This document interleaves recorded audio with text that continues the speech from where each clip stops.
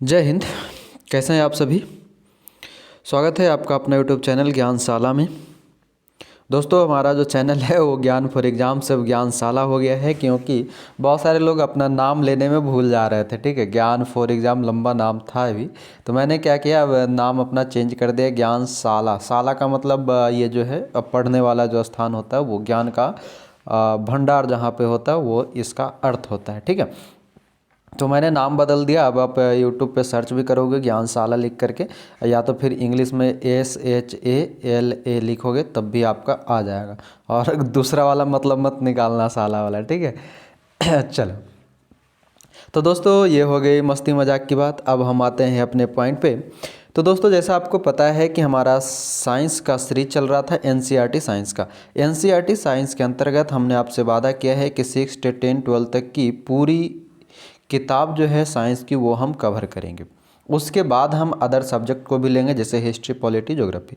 तो अभी जो हमारा क्रम चल रहा है उसके अंतर्गत साइंस चल रहा है, और साइंस में आपको बताते हुए और आपको जानते हुए खुशी होगा कि हमने क्लास 6 का ओल्ड और न्यू NCERT मिला करके टोटल 16 चैप्टर को कंप्लीट कर लिया। ये कहाँ मिलेगा आपको? ये हमारे प्लेलिस्ट NCERT साइंस सीरीज में मिल जाएगा। अब रही दूसरी बात, तो अब हमारा जो क्लास चल रहा है वो क्लास 7th चल रहा है। क्लास 7th का भी आज 7th चैप्टर होगा। इससे पहले 6 चैप्टर हम आपको प्रोवाइड करा दिए हैं। अगर आप पूरी वीडियो को नहीं देख रहे हो तब आप गलत कर रहे हो, आपको देखना चाहिए। ठीक है, तो एक एक चैप्टर को एक एक क्लास बाय क्लास आप देखते जाओ, अपना नोट्स भी बनाते जाओ, और एक दिन न एक दिन आपको ये नोट्स इतनी अच्छी बन जाएगी कि आप अपने नोट्स को दूसरे को दिखा सकते हो, समझा सकते हो और किसी को बेच भी सकते हो। ये भी कर सकते हो कि NCERT के नाम पे लोग भी बहुत बेचते हैं। आप भी 100 रुपये में बेच दोगे, 50 रुपये में भी आपकी भी खर्च 2 महीने की निकल जाएगी। हाँ, तो यार हम क्या कह रहे थे कि हमारा जो आज का चैप्टर है वह है मौसम, जलवायु तथा जलवायु के अनुरूप जंतुओं का अनुकूल। तो आज के क्लास में हम जानेंगे मौसम और जलवायु से संबंधित। तो चैप्टर इम्पॉर्टेंट होने वाला है, कुछ नए पॉइंट भी देखने के लिए मिलने वाला है। तो पूरे शिद्दत के साथ बैठे रहेंगे आगे आने वाले 30 से 35 मिनट, और कॉपी और पेन ले लें, और पूरी कहानी को जो इम्पोर्टेंट हो वो मैं देखो यहाँ हाईलाइट भी करके रखा हूँ, तो आप उसको नोट डाउन करते चलेंगे। तो दोस्तों, ये हमारा चैप्टर है। इसमें जो ऊपर की ये सारी कहानी है ये आपके काम का नहीं है, इसलिए मैं इधर कुछ नहीं बता रहा, क्योंकि मेरा पढ़ाने का तरीका NCERT में यही है कि जो आपके काम का है वही मैं वहाँ से पढ़ाऊँ, और वही उतना मैं 1 से 2 बार आपको समझा करके आपको याद भी करा दूँ। तो आइए अब हम आते हैं मेन मुद्दा पर। मेन मुद्दा सबसे पहला है हमारा 7.1, जिसे हम मौसम के रूप में जानेंगे। तो कहता है कि आप अक्सर मौसम के बारे में जानकारी समाचार पत्र, टीवी या रेडियो पे सुनते रहते होंगे। तो कहता है कि हम देखते हैं कि दैनिक मौसम की रिपोर्ट में पिछले 24 घंटों के ताप, आर्द्रता और वर्षा के बारे में जानकारी होती है। मौसम रिपोर्ट में अगले दिन के मौसम के पूर्वानुमान भी प्रकाशित किया जाता है। यानी कि मौसम की घटनाएं उसको हम मानते हैं जो पिछले 24 घंटे और अगले 24 घंटे के अंतर्गत जो टेम्परेचर, ह्यूमिडिटी यानी आर्द्रता और वर्षा हुई है या होने की संभावना है, इसकी जानकारी जब हमें मिल जाता है तो हम कहते हैं कि मौसम बदलने वाला है। क्लियर? ये देखो, ये मौसम की कुछ घटनाएं पेपर के माध्यम से दिया हुआ। अब यहाँ ध्यान देना है कि मौसम की रिपोर्ट भारत मौसम विज्ञान विभाग द्वारा तैयार की जाती है। ये याद रखना है, स्टैटिक सवाल है ये। यह विभाग प्रतिदिन विभिन्न स्थानों के से वहां के ताप, पवन वेग आदि पर आंकड़े एकत्रित करता और मौसम के बारे में पूर्वानुमान लगाता है। आपको क्या याद रखना है कि मौसम की रिपोर्ट कौन जारी करता है? तो भारत मौसम विज्ञान विभाग जारी करता है, बस इतना याद रखना है। अब आगे बढ़ते हैं। तो आगे जो हमारा पॉइंट कहता है, किसी सप्ताह के मौसम आंकड़ा आपको जुटाना है, जुटाने की काम आप कर सकते हैं, नहीं तो नहीं कीजिए, कोई ज़रूरी नहीं है। अब यहाँ देखिए, कहता है वर्षा को वर्षा मापी यंत्र द्वारा मापा जाता है, जिसको हम रेन गेज कहते हैं। तो वर्षा को वर्षा मापी नामक यंत्र से मापा जाता है। यह मूल रूप से एक मापक सिलेंडर होता है जिसके ऊपर वर्षा जल को एकत्रित करने के लिए एक कीप लगी होती है। मैं इस चीज़ को देखा हूँ, रेन गेज को मैं जब ट्रेनिंग में था तो इस चीज़ को देखा था। एक ऐसा परखनली टाइप का ट्यूब होता है, ठीक है, या फिर कोई डब्बा जिसमें 1 मिलीलीटर 2 मिलीलीटर ऐसे मार्किंग किया रहता है। उसके ऊपर एक कीप इस तरह से लगाया रहता है। तो इसमें होता क्या है ना कि जो बारिश होता है तो बारिश की जो बूंद जितना ज़्यादा इसमें गिरेगा, बारिश जो है इसमें जितना ज़्यादा गिरेगा वो उसके अंदर जाता है और लास्ट में हम क्या करते हैं, जब बारिश पूरी तरह छूट जाता है तो उस डब्बा को हम पूरा निकालते हैं और डब्बा को निकाल करके हम उसमें देखते हैं कि पानी का लेयर कितना ऊंचा है और इसी आधार पे हम बता देते हैं कि इतना जो है बारिश हुआ है। तो हम किससे पता करते हैं, रेन गेज से पता करते हैं, वर्षा मापी यंत्र से करते हैं, जो कि क्या होता है, तो एक सिलेंडर होता है। सिलेंडर का मतलब गैस वाले नहीं, एक सिलेंड्रिकल कोई मतलब बर्तन होता है, उसमें एक कीप लगा होता है। आइए आगे चलते हैं। कहता है कि आपकी सारणी में नोट किए गए अधिकतम और न्यूनतम तापमान कुछ दिनों के लिए समान हो सकते हैं, परंतु सभी प्रचालन जैसे कि तापमान, आर्द्रता, वर्षा किन्हीं 2 दिनों के लिए भी समान नहीं होते। तो ध्यान रखना है कि तापमान, आर्द्रता, वर्षा ये सभी जो है किन्हीं 2 दिन के लिए, यानी कि आज मान लो टेम्परेचर 10 डिग्री है तो ज़रूरी नहीं कि कल भी 10 ही रहेगा, या तो वो ज़्यादा भी हो सकता है, कम भी हो सकता है, या बराबर भी हो सकता है। ठीक है, तो तापमान, वर्षा, आर्द्रता ये सभी समान नहीं होता। सप्ताह भर में इनमें काफ़ी परिवर्तन हो सकते हैं। किसी स्थान पर तापमान, आर्द्रता, वर्षा, वायु वेग आदि के संदर्भ में वायुमंडल की प्रतिदिन की परिस्थिति उस स्थान का मौसम कहलाती है। तो मौसम की परिभाषा आपको मिल गया, क्या है कि किसी स्थान पर ताप, आर्द्रता, वर्षा, वायु वेग आदि के संदर्भ में वायुमंडल की प्रतिदिन की परिस्थिति उस स्थान का मौसम कहलाती है और तापमान, आर्द्रता और अन्य कारक मौसम के घटक है। तो क्या याद रखना है, तापमान, आर्द्रता ये सभी मौसम के क्या है, अन्य घटक के रूप में जाना जाता है। क्या जाना जाता है, तापमान, आर्द्रता और ये सभी क्या है, तो मौसम के घटक है। याद रखना है कौन कौन सी, तापमान, आर्द्रता, वायु वेग, वर्षा ये सभी मौसम के घटक हैं। कहता है किसी स्थान का मौसम दिन प्रतिदिन और सप्ताह दर सप्ताह परिवर्तित होता रहता है। इसलिए हम अक्सर कहते हैं कि आज का मौसम अत्यधिक आर्द्र है तथा पिछले सप्ताह मौसम गर्म था। ये हम मौसम से पता करते हैं। अब यहाँ ध्यान देना है कि मौसम एक अत्यंत जटिल परिघटना है। यह क्षण भर में भी परिवर्तित हो सकता है। कभी कभी यह हो सकता है कि सुबह के समय धूप निकली हो लेकिन अचानक ही बादल आ जाए और तेज़ वर्षा होने लगे, अथवा तेज़ वर्षा अचानक से बंद हो जाए और चटक धूप निकल आए। आपको अवश्य ही अनेक ऐसे अनुभव हुए होंगे। ऐसे किसी अनुभव को याद करके अपने दोस्तों से शेयर कीजिए। ये मतलब कहना ये चाह रहा था मैंने, इसलिए इसको हाईलाइट नहीं मात्र अंडरलाइन किया कि मौसम की जो घटना है ये आपके समझ की बात नहीं है। कब बारिश कब धूप, वो कहते हैं ना, कहीं धूप तो कहीं छाया, यही है प्रभु राम की माया, है ना। तो ये ऐसा है। अब आगे आते हैं। कहता है मुझे आश्चर्य है कि मौसम इतनी तेज़ी से क्यों बदलता है। मैं जानना चाहती हूँ कि आखिर मौसम का स्रोत क्या है। तो आइए हम मौसम के स्रोत का पता लगाते हैं। ठीक है, ये कुछ डायग्राम दिया गया है, यहाँ पर आप देखें।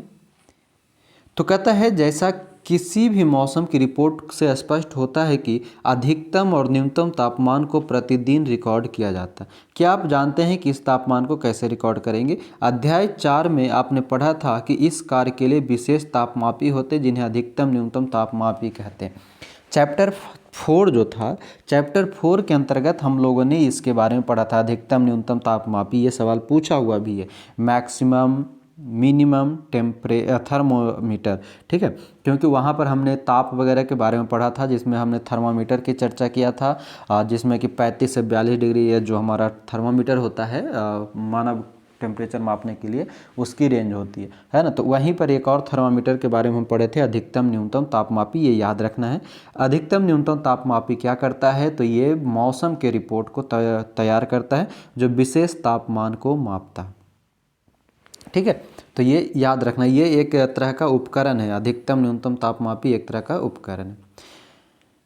कहता है कि दिन का अधिकतम तापमान सामान्यतः अपराह्न में अर्थात दोपहर के बाद होता है, जबकि न्यूनतम तापमान सामान्यतः प्रातः यानी कि भोर में होता है। ये याद रखना है कि एक दिन के अंतर्गत सबसे अधिक तापमान कब होगा, तो दोपहर के बाद होगा, और सबसे न्यूनतम तापमान कब होगा, तो सुबह में होगा, भोर में होगा। भोर मतलब सुबह, प्रातः में होता है। ये आपको कथनात्मक रूप से सवाल को याद रखना। अब आते हैं हम जलवायु। जलवायु के बारे में पढ़ना ये बहुत ही इंपॉर्टेंट है। अभी तक जो हमने पढ़ा वो मौसम था। मौसम के बारे में हमने 2-3 बात समझा, वो कौन कौन सी थी।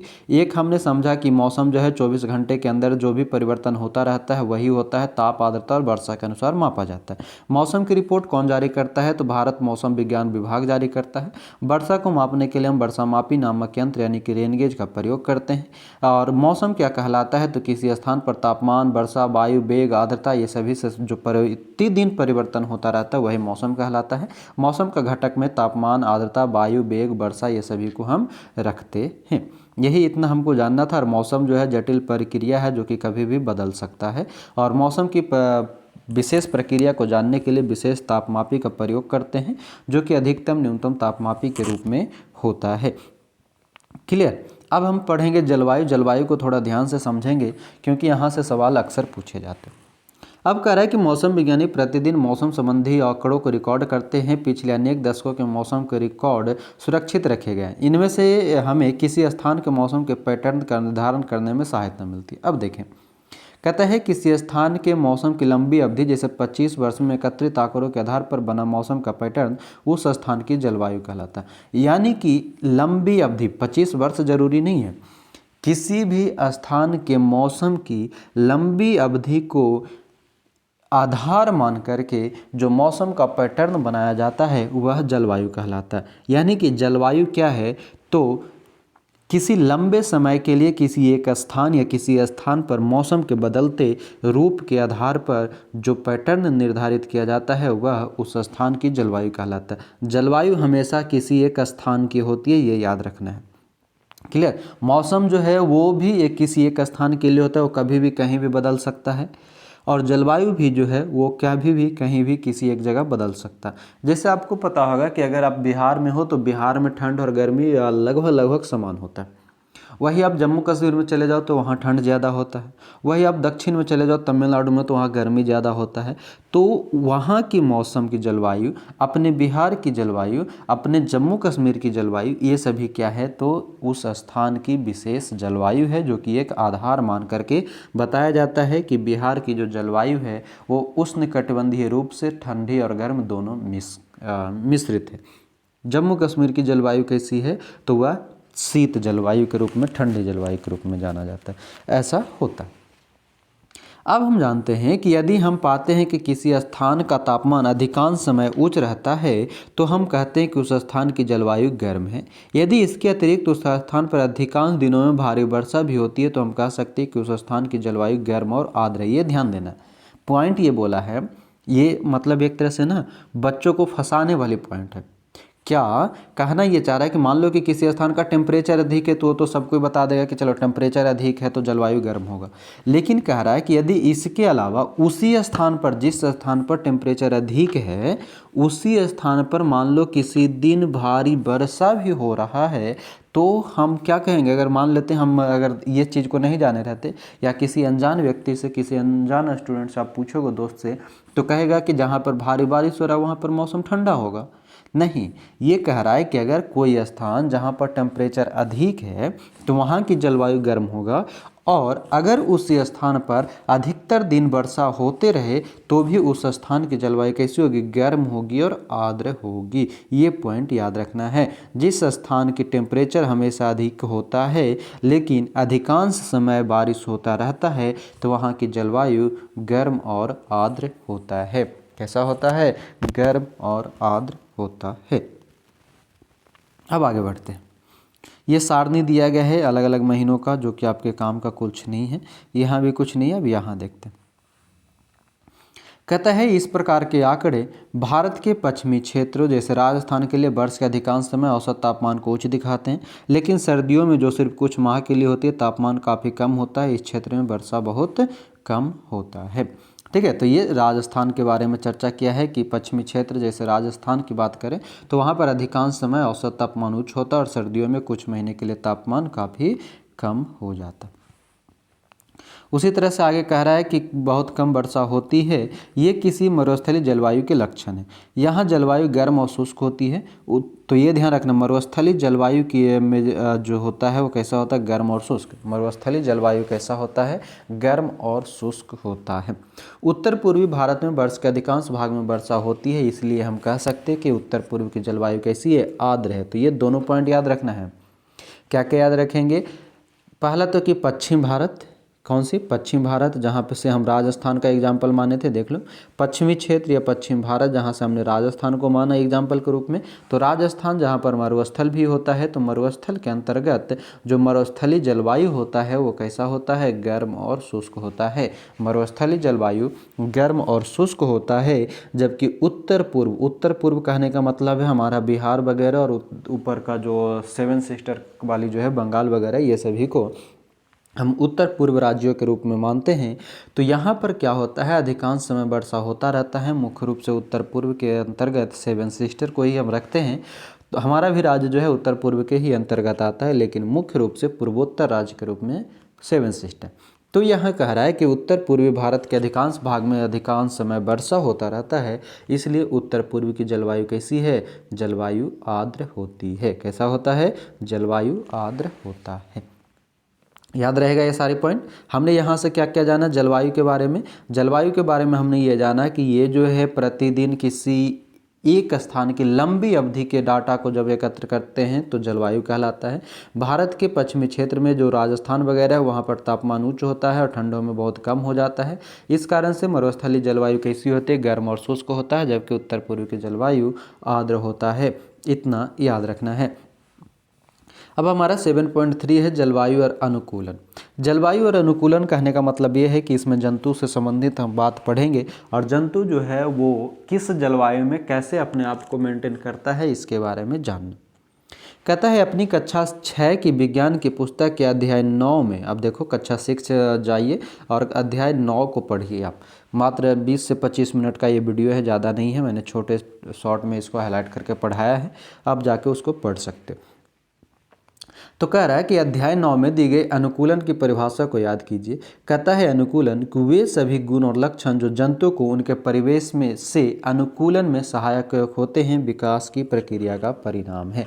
यानी कि किसी भी जंतु का वो सभी गुण और लक्षण जो अपने परिवेश में रह करके अपने विकास को दर्शाता है वही क्या कहलाता है, अनुकूलन कहलाता है। और कह रहा है इस पुस्तक के अध्याय 9 में हम पढ़ेंगे इसके बारे में और ज़्यादा मौसम, जलवायु और मिट्टी के प्रभाव। तो अभी आपको नहीं पढ़ना है, अध्याय 9 कल के वीडियो में आपको मिल जाएगा। ध्यान देने वाली बात है कि जंतुओं के जलवायुवीय परिस्थितियों के लिए अनुकूलन के उदाहरण के रूप में हम केवल ध्रुवीय क्षेत्र और उष्णकटिबंधीय वर्षा वन में रहने वाले कुछ जंतुओं की चर्चा करेंगे। क्या कह रहा है कि जंतुओं के जलवायुवीय मतलब जो जल में रहता है, जलवायुवीय परिस्थिति जो जल में रहने वाले परिस्थितियों के अनुकूल हम यहाँ पर इस चैप्टर के अंतर्गत हम ध्रुवीय क्षेत्र और उष्णकटिबंधीय वर्षा वनों के जंतुओं के बारे में चर्चा करेंगे। वो इस चैप्टर के बारे में कह रहा है, ठीक है। बाकी आगे चल के और भी ये बढ़ जाएगा। अब देखो यहाँ पर जितने भी मैंने हाईलाइट किया इसको एकदम एक एक करके आपको याद रखना है। आप नोट कर लो नोटबुक में यानी कि कॉपी में। कहता है जैसा कि नाम से स्पष्ट है ध्रुवीय क्षेत्र, ध्रुवीय क्षेत्र ध्रुवों के समीप स्थित होते हैं, जैसे उत्तरी ध्रुव और दक्षिणी ध्रुव। आप ये देखोगे ये आपका पृथ्वी है, यहाँ पे उत्तर और यहाँ पे दक्षिण, तो ये उत्तरी ध्रुव और दक्षिणी ध्रुव में जो होता है इसे हम उत्तरी ध्रुव और दक्षिणी ध्रुव के रूप में जानते हैं, जो है ध्रुवीय क्षेत्र कहलाता है। अब यहाँ ध्यान देना है, ये पूरी की पूरी स्टैटिक जीके में पूछ देता है सवाल कि ध्रुवीय क्षेत्र के कुछ परिचित देश, और आपको दे देगा ये कुछ नाम, बोलेगा इनमें से कौन ध्रुवीय क्षेत्र देश नहीं है। तो एनसीईआरटी के अनुसार जो ध्रुवीय क्षेत्र है वो कौन कौन सी है, Canada, Greenland, Iceland, Norway, Sweden, Finland और अमेरिका। अमेरिका में अलास्का और रूस के साइबेरियाई क्षेत्र। ये पूरी नाम याद रखना है, कौन कौन सी, Canada, Greenland, Iceland, Norway, Sweden, Finland, America, America का अलास्का और रूस का साइबेरिया क्षेत्र। ये सभी क्या है, ध्रुवीय क्षेत्र के परिणाम है, यानी कि ध्रुवीय क्षेत्र वाले देश। फिर कहता है Bharat, Malaysia, Indonesia, Brazil, Congo गणराज्य यानी गणतंत्र, केनिया, युगांडा और नाइजीरिया कुछ ऐसे देश हैं जहां उष्णकटिबंधीय वर्षावन पाए जाते हैं। क्या पाए जाते हैं? उष्णकटिबंधीय वर्षावन पाए जाते हैं। तो आप फटाफट इसको नोट कीजिए, उसके बाद हम आगे बढ़ेंगे। अगर नोट नहीं कर सकते हो तो आप फटाक से स्क्रीनशॉट करो और इसको रख लो। मैं इसको जूम कर दे रहा हूँ, आप इतना को स्क्रीनशॉट करके दिमाग में चिपका लो। क्या क्या याद रखना है? ध्रुवीय क्षेत्र के अंतर्गत कौन कौन सा देश आता है? तो आप मैप में भी देख सकते हो, एक सबसे ऊपर का कनाडा, यानी कि अमेरिका के अंतर्गत जो उत्तरी अमेरिका है, उत्तरी अमेरिका के अंतर्गत कनाडा, फिर उधर से ग्रीनलैंड आ जाता है, ग्रीनलैंड जो कि डेनमार्क के अधीनस्थ में आता है ना, ग्रीनलैंड, फिर आइसलैंड, नॉर्वे, स्वीडन, फिनलैंड, फिर अमेरिका का अलास्का और रूस का साइबेरिया क्षेत्र। ये कैसा क्षेत्र है? ध्रुवीय क्षेत्र है। फिर उष्णकटिबंधीय वर्षावन के अंतर्गत हम जाने तो उष्णकटिबंधीय वर्षावन के अंतर्गत हमारा देश Bharat, Malaysia, Indonesia, Brazil, Kenya, Uganda, Nigeria और कांगो गणराज्य यानी कि कांगो गणतंत्र है। क्लियर? तो ये पूरे याद रखेंगे। Greenland, Iceland, Norway, Sweden, Finland, America, Canada, Alaska, रूस, सर्वाई क्षेत्र, ये सभी ध्रुवीय क्षेत्र। Bharat, Malaysia, Indonesia, Brazil, Congo, Nigeria, Uganda, Kenya, ये सभी उष्णकटिबंधीय क्षेत्र आते हैं। अब हम आगे बढ़ते। अब देखो यहाँ पर विश्व का मानचित्र लेना है। ध्रुवीय क्षेत्र को नीले रंग से दिखाइए, इसी प्रकार उष्णकटिबंधीय क्षेत्र को लाल रंग से दिखाइए। तो ये आपका एक तरह का प्रतीक भी है कि ध्रुवीय क्षेत्र को किस रंग से दिखाया जाता है? नीले रंग से दिखाया जाता है। और उष्णकटिबंधीय क्षेत्र को किससे दिखाया जाता है? तो लाल रंग से दिखाया जाता है। क्या याद रखेंगे? उष्णकटिबंधीय क्षेत्र को, जैसे Bharat, Indonesia, Malaysia, Uganda, Kenya, Brazil, ये सभी जो था वो उष्णकटिबंधीय वर्षावन के अंतर्गत आता है, तो ये लाल रंग से दिखाना। ध्रुवीय क्षेत्र के अंतर्गत जो है हमारा आइसलैंड, फिनलैंड, नॉर्वे, फिर अमेरिका का अलास्का, रूस का साइबेरिया, ये सभी जो है हमारा क्या है? तो कनाडा, ये सभी नीले रंग से ध्रुवीय क्षेत्र के रूप में दर्शाना। आइए अब हम जानते हैं ध्रुवीय क्षेत्र आखिर क्या होता है। तो इसको ध्यान से समझेंगे, कुछ कुछ पॉइंट है जो आपको जानना चाहिए। कहता है कि ध्रुवीय क्षेत्रों में चरम जलवायु पाई जाती है। ये क्षेत्र सदैव बर्फ से ढके रहते हैं और यहाँ वर्ष के अधिकांश भाग में अत्यधिक सर्दी रहती है। ध्रुवों पर 6 महीने तक सूर्यास्त नहीं होता है और बाकी 6 महीनों तक यहाँ सूर्योदय नहीं होता। मतलब ध्रुव जो है, पोल, यहाँ पर सूर्यास्त मतलब कि शाम नहीं होता है, रात नहीं होता है, और बाकी 6 महीने तक सूर्योदय मतलब सूर्य निकलता ही नहीं है। ठीक है। कहता है सर्दियों में तापमान -37 डिग्री सेल्सियस तक हो जाता है ध्रुवीय क्षेत्र में। यह रहने वाले जंतु इन चरम स्थितियों के लिए अनुकूलित हो गए हैं। आइए हम ध्रुवीय भालू, पोलर बियर, ये याद रखना है। ध्रुवीय भालू और पैंगुइन के उदाहरण से यह जानने का प्रयास करें कि वे किस प्रकार यहाँ की जलवायु में अनुकूलित है। तो ये ध्रुवीय भालू और पैंगुइन के बारे में नाम याद रखेंगे, जो क्या है? तो ध्रुवीय जंतु है। और इससे सवाल पूछा हुआ, खास करके सीटेट के अंतर्गत ईवीएस पेपर जो होता है, इसमें ये सवाल बहुत पूछता है। ठीक है। ध्रुवीय भालू, जिसे हम पोलर बियर कहते हैं, और पैंगुइन के बारे में। तो आइए हम एक एक करके जानते हैं। सबसे पहले हम जानेंगे ध्रुवीय भालू के बारे में। किसके बारे में? ध्रुवीय भालू के बारे में। इसका एक एक पॉइंट ध्यान में रखना है। कहता है कि ध्रुवीय भालू के सारे शरीर पर सफ़ेद बाल यानी कि फर होते हैं, जिससे वे बर्फ की सफ़ेद श्वेत पृष्ठभूमि में आसानी से दिखाई नहीं देते। इससे उन्हें अपने परमभक्षी शत्रुओं से बचाव में सहायता मिलती है। पहला पॉइंट क्या है ध्रुवीय भालू का? तो ये सफ़ेद बाल वाला होता है और ये बर्फ के समान दिखाई देता है। इससे अपने दुश्मनों से बच सकता है, मतलब जो इसको खा सकता है उससे। कहता है साथ ही इससे उन्हें अपने शिकार को पकड़ने में भी सहायता मिलती है। इन्हें चरम शीत से बचाने के लिए इनमें बालों फरों की 2 मोटी परतें होती है। कितनी परत होता है? 2 मोटी परतें होती है। इनकी त्वचा के नीचे वसा की एक परत होती है। वास्तव में ध्रुवीय भालू का शरीर इतनी अच्छी तरह से शीतरोधी होता है कि वे धीमे धीमे चलते हैं ताकि उनके शरीर का ताप आवश्यकता से अधिक न हो जाए। ये अपने शरीर को बहुत अधिक गर्म हो जाने से बचाने के लिए अक्सर विश्राम करते हैं। जो पोलर बियर होता है, जैसे आपको पता है कि आपको अगर ज़्यादा ठंड लग रहा है तो कुछ मत करो, एकदम आराम से टोपी मफलर बांधो और 4 किलोमीटर 5 किलोमीटर दौड़ के आइए। आप दौड़ते दौड़ते ही रास्ते में टोपी, मफलर, स्वेटर, जैकेट सब खोल के फेंकना शुरू करेंगे। क्यों? क्योंकि गर्मी आपको शुरू हो जाएगी, बॉडी गर्म हो जाएगा। तो जो ध्रुवीय भालू है, ध्रुवीय भालू में क्या प्रॉब्लम है कि ये इतना गर्म इसके पास होता है क्योंकि 2 लेयर इसकी परत होती है। उसके बाद जो बाल होता है, बाल का 2 लेयर, उसके बाद उसके नीचे वसा का एक परत, यानी कि 3 लेयर उसके शरीर को बस सुरक्षा देता है शीत से बचाता है, तो ये क्या करता है कि ध्रुवीय भालू को आप देखोगे तो ये बहुत धीरे धीरे चलता है। क्यों? क्योंकि अगर ये तेज़ चलेगा तो इसकी बॉडी की टेम्परेचर बढ़ेगा, और बॉडी टेम्परेचर बढ़ेगा तो ये अत्यधिक गर्मी को सहन नहीं कर पाएगा। इसलिए ये ज़्यादातर जानवर जो हैं धीरे धीरे चलता। तो पोलर बियर के कौन कौन सी विशेषता आपने जाना? पोलर बियर की सफ़ेद बाल होते हैं जो अपने दुश्मनों से बचाने में इसकी सहायता करता है, साथ ही अपने शिकार को इसको पकड़ने में भी सहायता करता है। पोलर बियर की बाल जो होती है 2 परत मोटी होती है, उसके 2 परत के नीचे एक बसा का परत होता है। पोलर बियर बहुत धीरे धीरे चलता है क्योंकि अधिक तेज चलने से उसमें गर्मी होगा, और अधिक गर्मी को पोलर बियर बर्दाश्त नहीं कर सकता है। कहता है अतः ध्रुवीय भालू समुद्री जल में तैरते रहते हैं। ये क्या करेगा? अपना ठंडा करने के लिए, शरीर को ठंडा करने के लिए क्या करता है कि समुद्री जल में तैरता है। गर्मी के मौसम में जब थोड़ा सा गर्मी बढ़ता है तो ये क्या करता है? अपने शरीर को ठंडा करने के लिए समुद्री जल में तैरता रहता है। ये अच्छे तैराक होते हैं। इनके पंजे, ये ध्यान रखना, इनके पंजे चौड़े और बड़े होते हैं जो न केवल अच्छी तरह से तैरने में इनकी सहायता करता है, बल्कि उन्हें बर्फ़ में चलने में भी सहायक होते हैं। तैरते समय ये अपने नथनों को बंद करके लंबे समय तक पानी के अंदर रह सकते हैं। नथनों मतलब नाक। ध्रुवीय भालू की सूंघने की शक्ति, घ्राण शक्ति तीव्र होती है, जिससे ये भोजन के लिए अपने शिकार को आसानी से खोज व पकड़ सकता है। बात समझ गए? ये ध्रुवीय जंतु के बारे में था। और ये देखो, ये बुक में ये पूरी जो आप देख रहे हो ये दिया गया है ध्रुवीय भालू के बारे में। इतने सारे पॉइंट है इसके, ठीक है। कौन कौन सी पॉइंट है?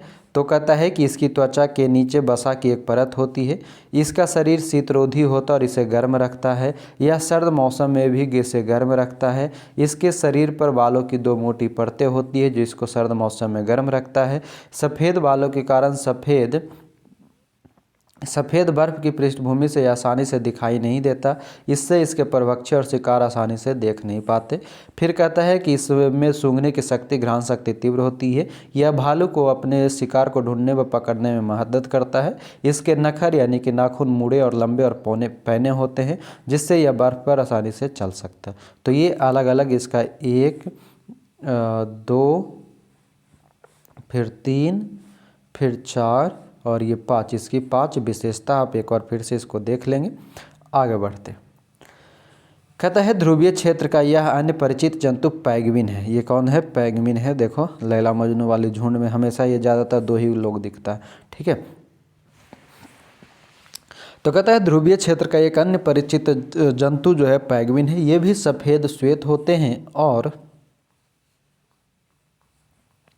आसानी से बर्फ़ की सफ़ेद पृष्ठभूमि में मिल जाते हैं। इनके शरीर में भी स्वयं को सर्दी से बचाने के लिए मोटी त्वचा और अत्यधिक वसा होती है, ठीक है। और फिर कहता है कि ध्रुवीय भालू की तरह ही पैंगुइन भी अच्छे तैराक होते हैं। इनका शरीर धारारेखित होता है। धारारेखित का मतलब पानी के अनुसार चलने वाला। इनके पैरों में जाल जैसा बना होता है, इनको पैरों में जाल जैसा बना होता है, जिससे उन्हें अच्छे तैराक होते हैं। ये जो है पेंगुइन का पैर है जिसमें झिल्ली टाइप का होता है, ऐसा जैसे बत्तख वगैरह को आप देखते होंगे उसी तरह से। तो ये भी पेंगुइन के जैसा सफ़ेद भालू जो होता है उसके जैसा। कहता है क्या मछलियाँ और तितलियाँ भी पक्षी की तरह प्रवास करती है, उसके बारे में जानना है। अब आगे देखो, कहता है ध्रुवीय क्षेत्र में रहने वाले अन्य जंतुओं में अनेक प्रकार की मछलियाँ, ये एग्जाम्पल याद रखना, ध्रुवीय क्षेत्र के जंतु में अनेक प्रकार की मछलियाँ, कस्तूरी मृग, रेनडियर, लोमड़ी, सील, व्हेल और उधर पैंगुइन और पोलर बियर, ये सभी क्या है? ध्रुवीय क्षेत्र में रहने वाले जंतु। अब कह रहा है, ये नोट करना है तो आपको नोट करने की ज़रूरत नहीं है। कहता है शायद आप जानते होंगे कि भारत ऐसे अनेक पक्षियों का प्रवास स्थान है। आपने साइबेरियाई क्रेनों के बारे में सुना है, जो साइबेरिया से राजस्थान में भरतपुर और हरियाणा में सुल्तानपुर जैसे स्थानों पर सर्दियों में प्रवास के लिए आते हैं। कुछ पक्षी उत्तर पूर्व के कुछ आर्द्र स्थानों और भारत के कुछ अन्य स्थानों में भी प्रवास के लिए आते हैं। यहाँ से 2 पॉइंट याद रखना है। साइबेरियाई क्रेन जो कि रूस के अंतर्गत पाया जाता है, जो राजस्थान के भरतपुर नेशनल पार्क और हरियाणा के सुल्तानपुर नेशनल पार्क जो वन्यजीव अभ्यारण्य है वहाँ पर आता है। तो ये दोनों याद रखना है कि साइबेरियाई पक्षी के लिए कौन सा 2 भारत के राज्य, क्या बोलते हैं उसको, बायोस्फीयर प्रचलित है। तो राजस्थान का भरतपुर और हरियाणा का सुल्तानपुर। आगे ये है आपका कुछ जंतु जानवर। अब आता है उष्णकटिबंधीय वर्षावन। उष्णकटिबंधीय वर्षा वन क्या कहता है? तो कहता है उष्णकटिबंधीय क्षेत्रों की जलवायु सामान्यतः गर्म होती है क्योंकि ये क्षेत्र भूमध्य रेखा के आसपास स्थित होते हैं। क्या है? उष्णकटिबंधीय क्षेत्र की जलवायु सामान्यतः गर्म होता है क्योंकि ये भूमध्य रेखा के आसपास होता है। कह रहे हैं सबसे सर्द महीनों में भी तापमान सामान्यतः 15 डिग्री सेल्सियस से अधिक रहता है। कहाँ पर? उष्णकटिबंधीय क्षेत्र में। गर्मियों में तापमान 40 डिग्री सेल्सियस से अधिक हो जाता है। वर्ष भर दिन और रात की लंबाई लगभग बराबर होती है, यानी कि ध्यान रखना है कि उष्णकटिबंधीय क्षेत्र के अंतर्गत दिन और रात की लंबाई लगभग बराबर होता है। इन क्षेत्रों में प्रचुर मात्रा में वर्षा होती है। इस क्षेत्र की एक प्रमुख विशेषता उष्णकटिबंधीय वर्षा वन है।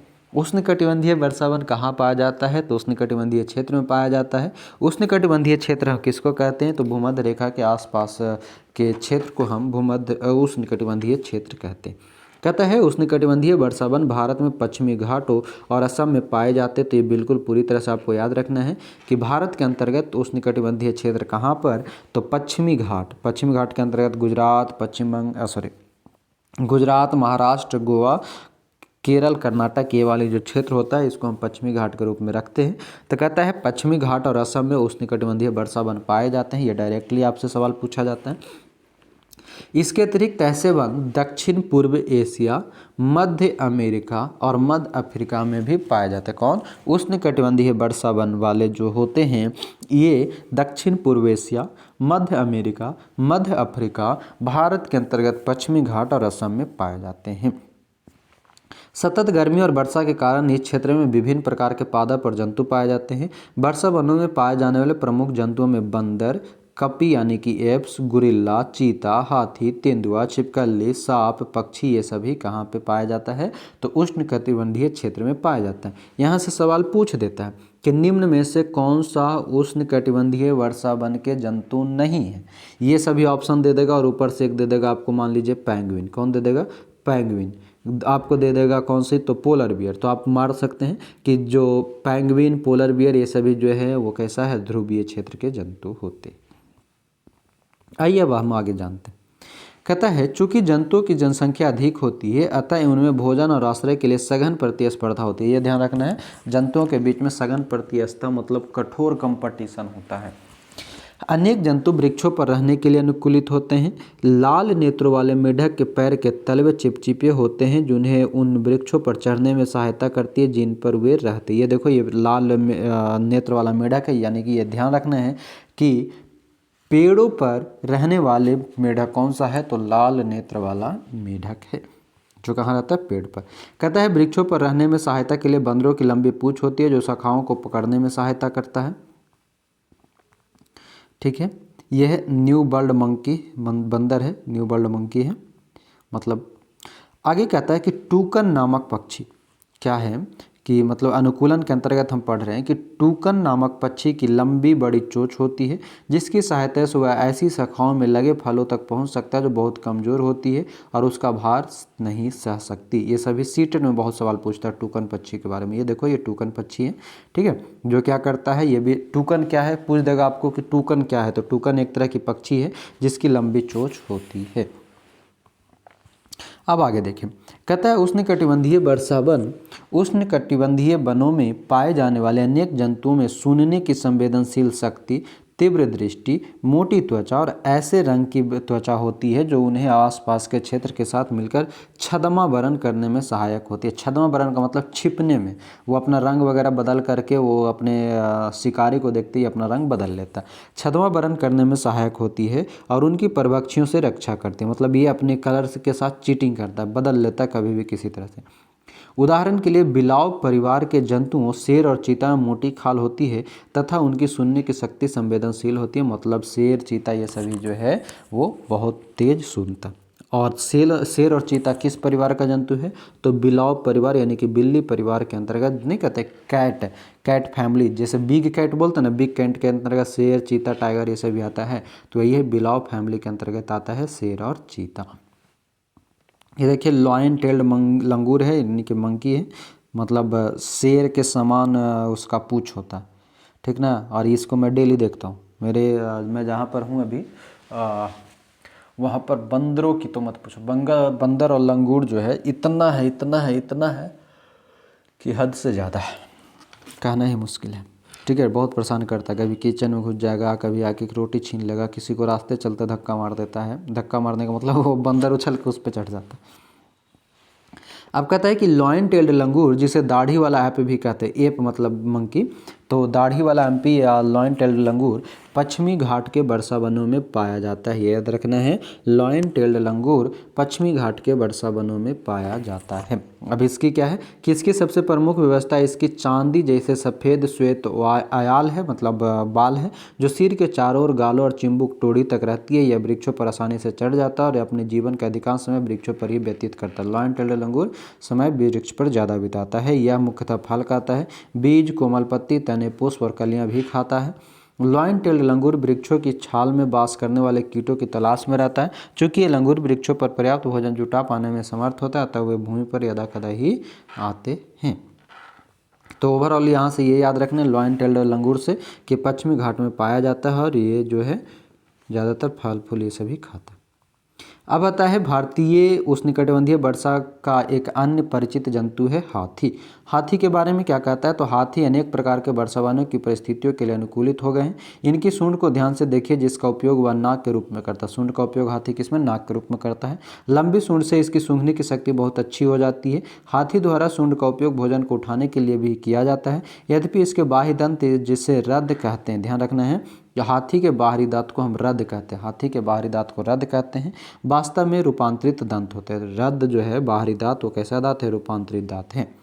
इन दांतों से हाथी अपने पसंद के वृक्षों की छाल को आसानी से छील सकता है, तब भोजन के लिए स्पर्धा के बावजूद हाथी आसानी से अपना भोजन जुटाने में समर्थ होता है। हाथी के लंबे बड़े कान बहुत हल्की ध्वनि को भी सुनने में सहायक होते हैं। वर्षा वनों की गर्म और आर्द्र जलवायु में भी हाथी को ठंडा रखने में उसकी कान सहायता करता है। ध्यान देना कि वर्षा वनों की गर्म और आर्द्र जलवायु में हाथी को ठंडा रखने के लिए उनके कान सहायक होते हैं। देखते होंगे सूप के जैसा बड़ा बड़ा कान होता है, तो अपने कान से क्या करता है, अपने आप को हवा दे लेता है। तो ये है भारतीय हाथी। और इस प्रकार हमारा ये चैप्टर होता है समाप्त, लेकिन अभी इंतज़ार करेंगे, कुछ और पॉइंट है। उससे पहले हम एक और रिवीजन कराते हैं आपको कुछ कुछ जो आपको जानना ज़रूरी है। हमने क्या क्या पढ़ा, हमने पढ़ा था कहाँ से, ध्रुवीय क्षेत्र से हम आते हैं। ध्रुवीय क्षेत्र के अंतर्गत कुछ देशों के नाम पढ़े थे, जैसे Canada, Finland, Greenland, Sweden, Iceland, Norway, America, Alaska, रूस का साइबेरिया, ये हमारा ध्रुवीय क्षेत्र था। उसके बाद हमने पढ़ा उष्णकटिबंधीय वर्षावन, जिसके अंतर्गत Bharat, Malaysia, Indonesia, Nigeria, Uganda, Kenya, Brazil, Congo गणतंत्र के बारे में हमने पढ़ा था। ये तो आपने जान लिया, याद भी कर लिया। फिर हमने ध्रुवीय क्षेत्र के बारे में पढ़ा।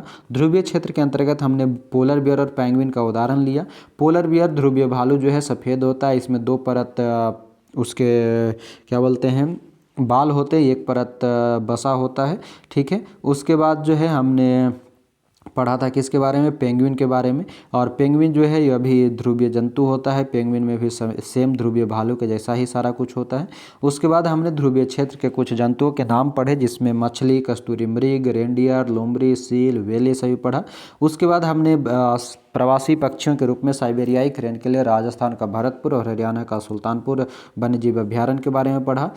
उसके बाद हमने पढ़ा उष्णकटिबंधीय वर्षावन। उष्णकटिबंधीय वर्षावन जो होता है भूमध्य रेखा के आसपास में गर्म क्षेत्र में होता है, जहाँ की टेम्परेचर 15 डिग्री से 40 डिग्री तक हो सकती है। और ये जो है भारत में कहाँ कहाँ पर, तो भारत में पश्चिमी घाट और असम में पाया जाता है। उसके अलावा दक्षिण पूर्व एशिया, मध्य अमेरिका, मध्य अफ्रीका में भी ये पाया जाता है। इसके अंतर्गत बंदर, ऐप्स, हाथी, तेंदुआ, छिपकली, सांप, पक्षी, गोरिल्ला, चींटी, ये सभी आता है, चीता आता है।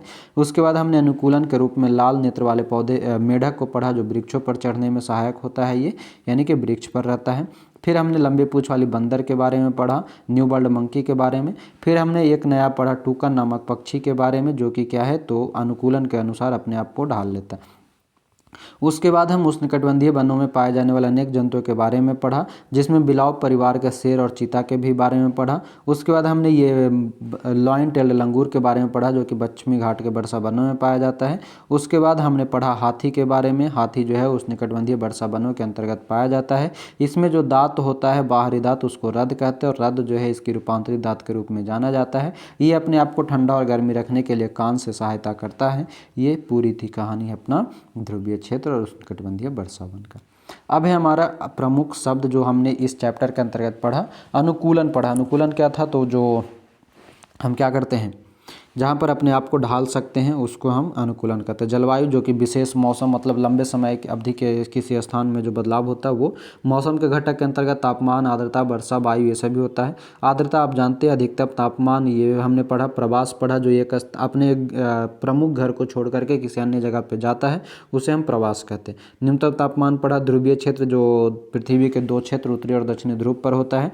उष्णकटिबंधीय वर्षावन जो भूमध्य रेखा के आसपास के क्षेत्र में होता है। उष्णकटिबंधीय क्षेत्र जो भूमध्य रेखा के आसपास का क्षेत्र होता है। मौसम जो कि दिन प्रतिदिन बदलता रहता है।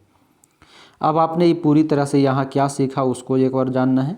तो कहता है कि किसी स्थान पर तापमान, आर्द्रता, वर्षा, पवन वेग आदि के संदर्भ में वायुमंडल के दिन प्रतिदिन की स्थिति उस स्थान का मौसम कहलाती है।